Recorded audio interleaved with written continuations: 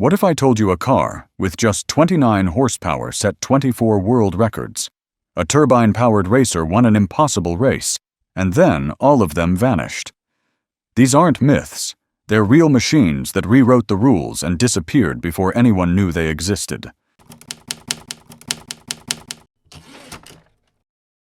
The Howmet TX holds a distinction that no other car in history can claim. It is the first and still the only turbine-powered automobile to ever win a sanctioned race. While turbine engines promised revolutionary performance in the late 1960s, the Howmet TX actually delivered on that promise, however briefly, before vanishing from the racing world entirely.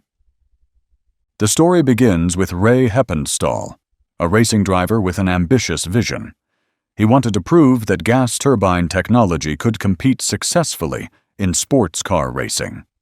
Heppenstall partnered with Bob McKee, owner of McKee Engineering, who would build the chassis. Financial backing came from Dick Fleming, vice president of Howmet Corporation, a major supplier of castings for turbines in the aerospace industry. For Howmet, the racing program was the perfect promotional platform to showcase their advanced materials and manufacturing capabilities. Continental Aviation and Engineering leased the revolutionary turbine engines that would power this experiment. 2 cars were built starting in 1968. The first chassis, designated GTP-1, was adapted from an existing Can-Am car's space frame. The second, GTP-2, was purpose-built from scratch, allowing engineers to specifically design around the turbine engine. This second chassis was 2.25 inches, or 57 millimeters, longer for added stability, and ultimately became the more successful racer. At the heart of the Howmet TX was the Continental TS 325, one gas turbine engine, originally developed for a stillborn military helicopter prototype. This remarkable power plant produced 350 brake horsepower and an astonishing 650 pound-feet, or 880 Newton-meters, of torque. What made it truly extraordinary was its weight. The entire engine weighed just 170 pounds, or 77 kilograms. It could spin at 57,000 revolutions per minute, an extraordinary figure for automotive applications. The complete car weighed 1,550 pounds and competed in the prototype under 3,000 cubic centimeter category of Group 6 formula. The turbine offered advantages that conventional piston engines could not match. The power-to-weight ratio was exceptional. The torque delivery was smooth with minimal vibration. But these advantages came with challenges. Fuel consumption was higher than expected. Throttle response was not as sharp as piston engines. And maintaining cutting-edge aerospace technology in a racing environment proved complex and expensive. In 1968, at the SCCA National Championship event at Old Huntsville Airport in Alabama, known as the Heart of Dixie Race, Ray Heppenstall made history. He won both the preliminary sprint race and the main event the following day. These victories remain the only race wins ever recorded by a turbine-powered automobile. No turbine car before or since has achieved this feat. The Howmet TX competed in major endurance races as well. At the 1968 24 Hours of Daytona, the opening round of the International Championship for Makes, the turbine car featured prominently on the race program cover before even competing. Both cars retired early. At the 1968 12 Hours of Sebring, the team showed significant improvement, qualifying third, only 1 second behind a Porsche 907 and Ford GT40. At the 1968 24 Hours of Le Mans, both cars again retired early, one from fuel delivery problems, the other from a failed wheel bearing. The team also competed at the BOAC 500 at Brands Hatch against top European competition. But by 1969, Howmet Corporation made a business decision. The racing program was too expensive to continue. The costs of developing, maintaining, and racing the turbine-powered cars exceeded the promotional benefits. This was not an FIA ban on turbine engines. It was purely about money. Rather than abandon the project entirely, Howmet decided the cars could still serve promotional purposes through land speed record attempts, which proved more cost-effective than a full racing campaign. In August 1970, at an event held on the road next to Talladega Superspeedway, the second car, fitted with an upgraded open-top body, set 6 FIA land speed records for gas turbine-powered vehicles. This was the Howmet TX's final achievement before disappearing from active competition. Today, the surviving Howmet TX cars are treasured pieces of automotive history. Chassis GTP2, the more successful car, is now part of the prestigious Rofco collection in England, owned by Roald Goethe. Chassis GTP4 was acquired by the Ascot collection in 2015, owned by Xavier Micheron, and is regularly entered in historic races. Chassis GTP1 was purchased in 2006 by Bruce Linsmeyer of Avon Aero, fully restored with an original Continental turbine, and won the Sebring Trophy at the 2007 Amelia Island Concours d'Elegance. These cars have returned to the spotlight at historic racing events. At the 2008 Le Mans Classic, Xavier Micheron drove a Howmet TX down the Hunaudières straight at 310 km per hour, or 193 miles per hour, marking its return to Le Mans for the first time in 40 years. The cars have also become regular invitations at the Goodwood Festival of Speed, delighting crowds with their unique turbine sound. The Howmet TX proved that turbine power could win races. It demonstrated that aerospace technology could be successfully adapted to motorsport. But the economics of racing ultimately determined its fate. The Howmet TX set records, won races, and then disappeared, leaving behind a legacy that no other turbine car has matched.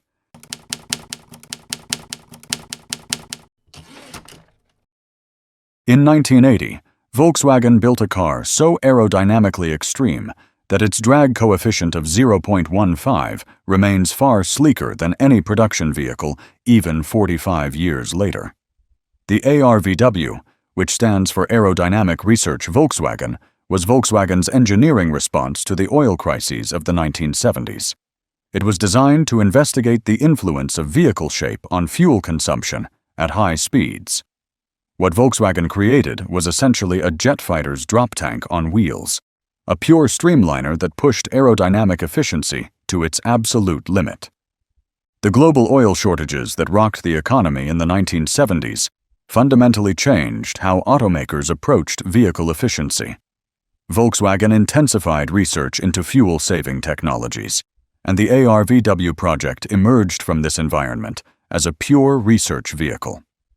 Unlike concept cars intended to preview production models, the ARVW was built for engineers to experiment with, a rolling laboratory to test theoretical aerodynamic principles in real-world conditions.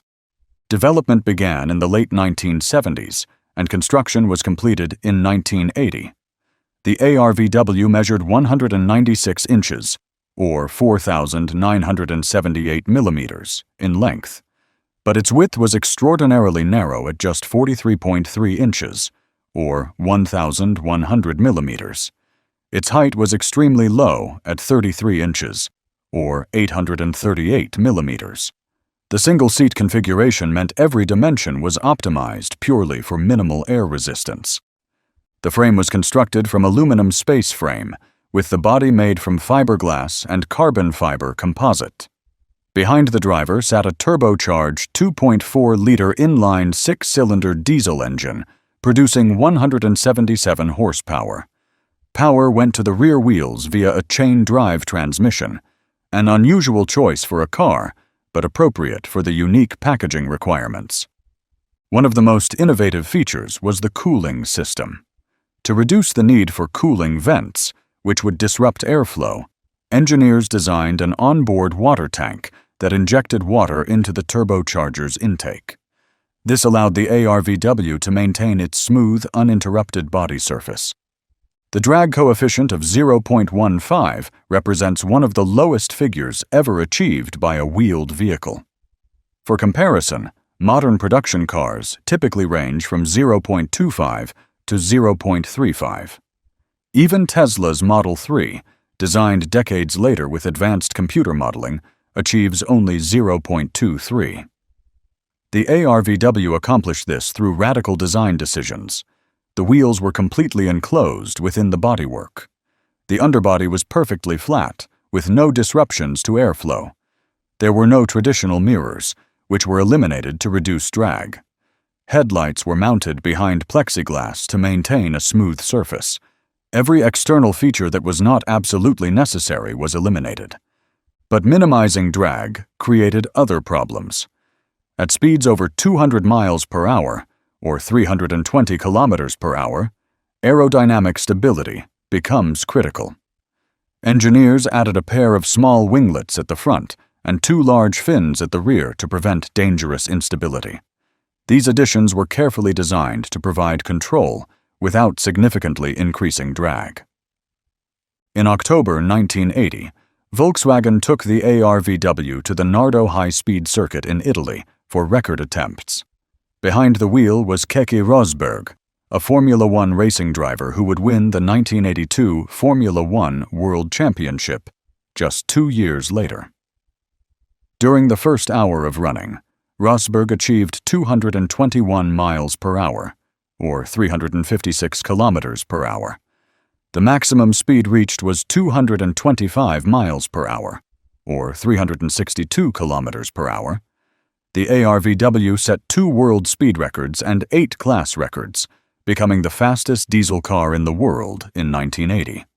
These achievements validated Volkswagen's aerodynamic research.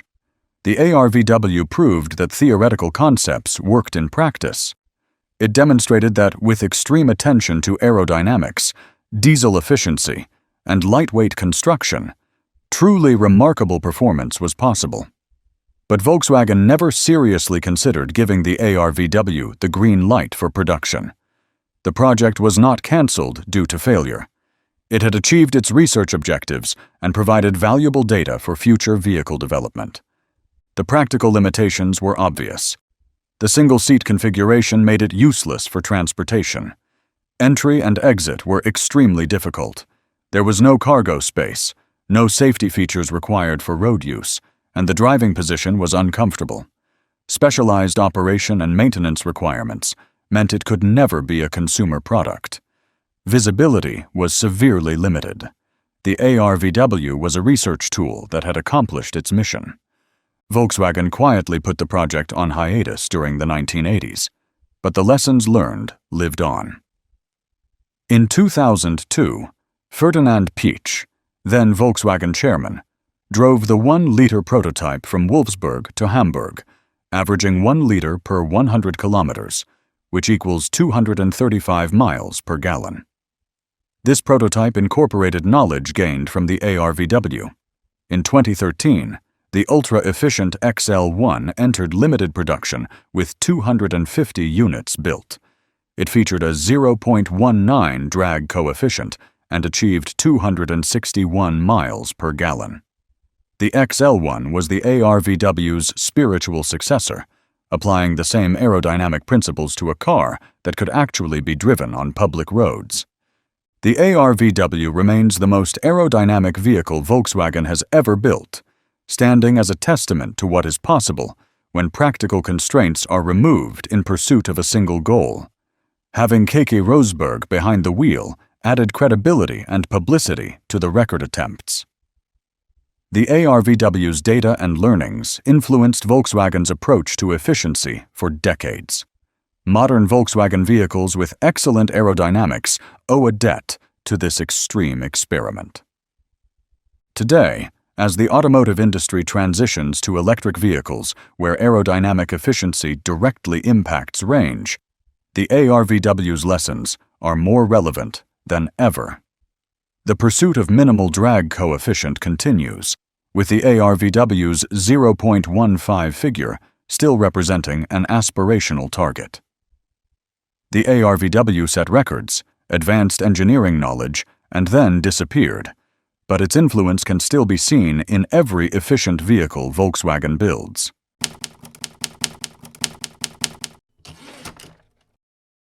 In 1994, a small workshop in Belgium built a car that set a Guinness World Record for acceleration, rivaling the legendary McLaren F1, despite coming from a manufacturer most people had never heard of. The Gillet Vertigo represents the ultimate expression of lightweight, hand-built supercar philosophy. With only 25 to 28 total units produced over nearly 2 decades, the Vertigo stands as one of the rarest and most exclusive sports cars ever created.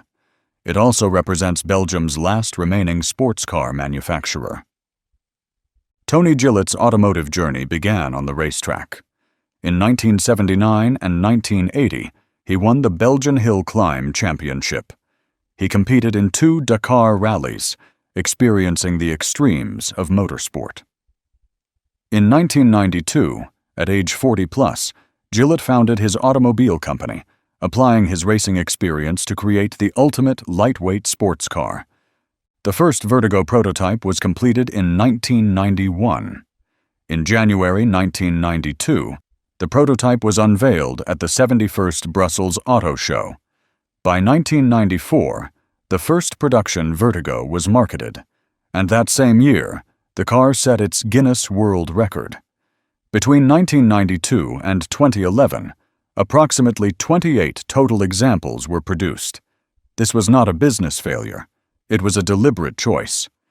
Gillet adopted a bespoke, hand-built approach where each car was essentially custom-made for its owner. The original 1994 Vertigo used a Ford Cosworth 2.0-liter inline 4-cylinder engine, producing 220 horsepower. The car weighed just 990 kilograms, or 2,183 pounds. The chassis was constructed from carbon fiber and honeycomb monocoque, directly borrowing technology from Formula One. This was not just marketing language. The Gillet actually used aerospace-grade materials and construction techniques. The power-to-weight ratio was exceptional for the era. The Guinness World Record achievement was extraordinary. The original Gillet Vertigo set the record for the fastest acceleration from 0 to 100 kilometers per hour, achieving the mark in just 3.266 seconds. Some sources cite 3.1 seconds. Either figure was remarkable for 1994. To put this in context, the Ferrari F355 from 1994 needed 4.7 seconds to reach 100 kilometers per hour, or 62 miles per hour. The Porsche 911 Turbo 993 from 1995 needed 4.5 seconds. The McLaren F1 from 1993 needed 3.2 seconds. The Vertigo's time rivaled the McLaren F1, despite coming from a tiny Belgian manufacturer with a fraction of McLaren's resources. Gillet continued developing the Vertigo over the years. In 2002, the Vertigo Strife variant was introduced, dedicated to former Formula One driver Philippe Strife. It used a modified Alfa Romeo 3.6-liter V6, producing 355 horsepower. Exactly 25 units were produced, priced at €103,000. In 2008, the Vertigo .5 launched with an Alfa Romeo 3.0-liter V6, producing 350 horsepower. The evolution of the original design featured refined aerodynamics. The ultimate version came in 2011. The Vertigo .5 Spirit used a Ferrari Maserati 4.2-liter V8, the same engine used in the Maserati Gran Turismo, producing 420 horsepower. The car weighed approximately 950 kilograms, or 2,094 pounds. The carbon fiber and honeycomb monocoque chassis weighed only 58 kilograms, or 128 pounds. This created a power-to-weight ratio of approximately 2.26 kilograms per horsepower. The suspension used double wishbone front and rear with adjustable absorbers and springs. Brakes were AP Racing 4-pot calipers with 330mm vented discs at the front. Wheels were 19-inch alloy rims. Tires measured 225/35. ZR19 at the front, and 275/35 ZR19 at the rear. The Vertigo's rarity makes it one of the most exclusive cars ever built. With only 25 to 28 units across all variants, it is rarer than the Bugatti Veyron, which sold 450 units. It is rarer than the Porsche Carrera GT, which sold 1,270 units. It is rarer than the Ferrari Enzo, which sold 400 units. Its production numbers are similar to the Koenigsegg CCX, which produced 30 units. Why did the Vertigo remain so rare? The hand-built nature meant each car required extensive labor. Carbon fiber construction was hand-laid. Custom fitting and finishing took time. Individual customer specifications had to be met. The assembly process was time-intensive. As Belgium's last remaining sports car manufacturer, Gillet faced inherent limitations. Manufacturing facilities were limited. The workforce was small. There was minimal marketing budget and no dealer network. The company relied on word of mouth and specialized automotive press. The Vertigo occupied an extremely exclusive niche. It was too expensive for mainstream buyers.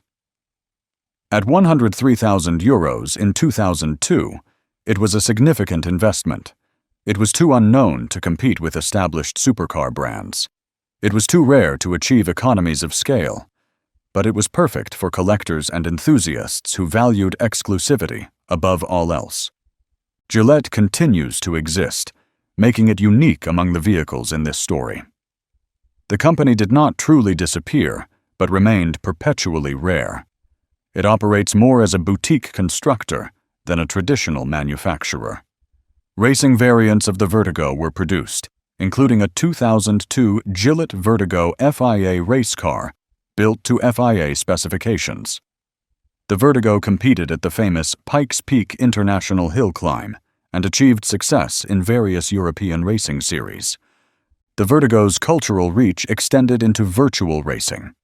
The Gran Turismo series featured the Gillet Vertigo race car 04. Various racing simulators included the car due to its unique character.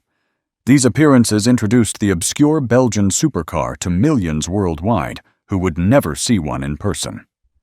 The Gillet Vertigo represents Belgian pride and engineering capability. As the country's last sports car manufacturer, it carries national significance beyond its commercial success. The monocoque chassis represented cutting-edge construction with exceptional rigidity to weight ratio and crashworthiness despite minimal weight. The minimalist racing-inspired cockpit featured essential controls only, lightweight racing seats, exposed carbon fiber, and a focus on driver engagement over luxury. The Vertigo set a world record, proved that a tiny manufacturer could compete with automotive giants, and then remained in production at such low volumes that it effectively disappeared from public consciousness. Most people have never seen one. Most never will. But for those lucky enough to experience a Gillet Vertigo, they encounter one of the purest expressions of the lightweight supercar philosophy ever created.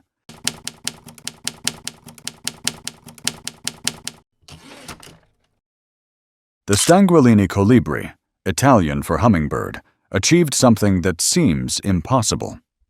This streamlined single-seat record breaker, powered by a tiny 250 cubic centimeter Moto Guzzi motorcycle engine, producing just 29 brake horsepower, set 24 international speed records in October 1963, including 6 world records.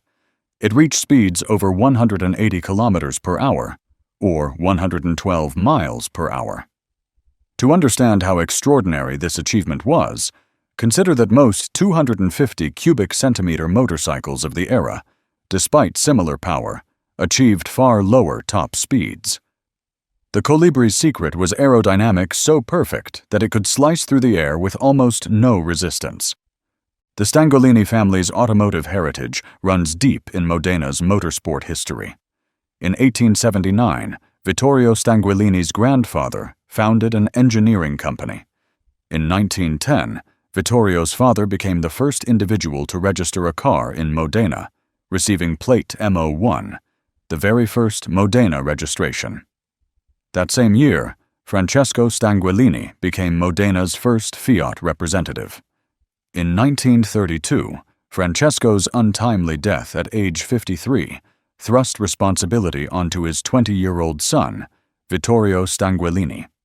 By 1936, Stanguellini began producing its own models based on Fiat and Maserati chassis. The company achieved significant racing success.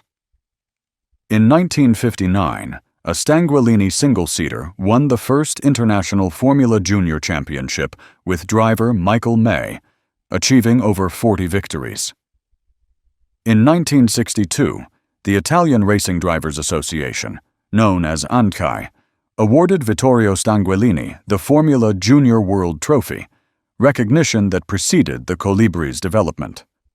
Global Motorsports Press honored Vittorio as the father of junior cars. Juan Manuel Fangio, the 5-time Formula One world champion, provided advice and initial test drives that contributed to the immediate success of Stanguellini Formula Junior cars. Following success with previous world speed records, Vittorio Stanguellini commissioned a new record-breaking streamliner in 1963. The car was initially designed to accommodate the groundbreaking 8-cylinder Guzzi 500 engine, but ultimately achieved its records with the smaller single-cylinder Guzzi 250. Bodywork design was entrusted to Franco Scaglione, one of Italy's most talented automotive designers, renowned for his aerodynamic expertise. Scaglione designed the Alfa Romeo BAT concepts, which stands for Berlinetta Aerodinamica Tecnica.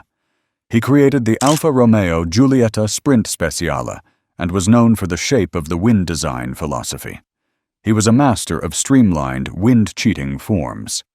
The Colibrì combined a Stanguellini tubular trellis chassis with breathtaking all-aluminum bodywork constructed by Vaccari and Baccini, also known as Carrozzeria Grandsport. The result was a closed, streamlined single-seater with extreme aerodynamic characteristics. The engine was a single-cylinder horizontal unit from a Moto Guzzi motorcycle. Bore and stroke measured 68 by 68 millimeters. Capacity was 248 cubic centimeters, or 0.248 liters. Maximum power was 29 brake horsepower at 8,400 revolutions per minute. The valvetrain featured twin overhead camshafts driven by vertical shaft and spiral drive. Lubrication used full pressure with delivery and scavenge pumps. Cooling was air cooling through carefully designed air ducts. The transmission was a 5-speed manual with chain-driven final drive and multiple disc clutch. The chassis used tubular trellis frame construction with a wheelbase of 2,300 millimeters, or 90.6 inches. Front track was 1,100 millimeters, or 43.3 inches. Rear track was 1,050 millimeters, or 41.3 inches. Suspension was independent front and rear using double wishbones upper and lower, coil springs with coaxial telescopic shock absorbers, and an anti-roll bar at the front. Brakes were disc brakes at the front. The all-aluminum body was designed by Franco Scaglione and built by Vaccari and Baccini. Dry weight was an extraordinarily light 310 kilograms, or 683 pounds. With 29 brake horsepower and 310 kilograms weight, the power-to-weight ratio was 10.7 kilograms per brake horsepower, which equals 93.5 brake horsepower per ton.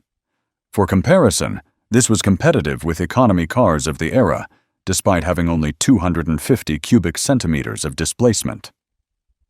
In October 1963, at the Monza high-speed circuit, the Colibrì set an astonishing 24 international records total, including 6 world records in its category. Drivers were Pietro Campanella and Angelo Poggio. Maximum speed exceeded 180 kilometers per hour, or 112 miles per hour. The 200-kilometer average was 164 kilometers per hour, which equals 102 miles per hour, average over 124 miles in the 250 cubic centimeter category. Achieving 180-plus kilometers per hour, from a 248 cubic centimeter single-cylinder engine producing just 29 brake horsepower is extraordinary. This demonstrates Scaglione's aerodynamic excellence. The streamlined body design minimized drag to an exceptional degree. The Moto Guzzi engine operated at 8,400 revolutions per minute, extracting maximum performance. At 310 kilograms, the Colibrì was lighter than most motorcycles. The perfect combination of chassis, aerodynamics, and power plant created something special. For perspective, 180 kilometers per hour from 29 brake horsepower required a drag coefficient and frontal area so minimal that the Colibrì could maintain high speeds where air resistance becomes the dominant force. The FIA recognizes records by engine displacement class. In the 250 cubic centimeter category, the Colibrì dominated with fastest speed over various distances, highest average speeds over time trials, and multiple duration and distance combinations. Vittorio Stanguellini died on December 4, 1981, at age 72. In 1996, the Stanguellini Museum opened in Modena, created by Vittorio's son, Francesco. The speed record-breaking Colibrì still exists in the Stanguellini Museum in Modena, Italy, preserved as part of the family collection alongside other historic Stanguellini racing cars.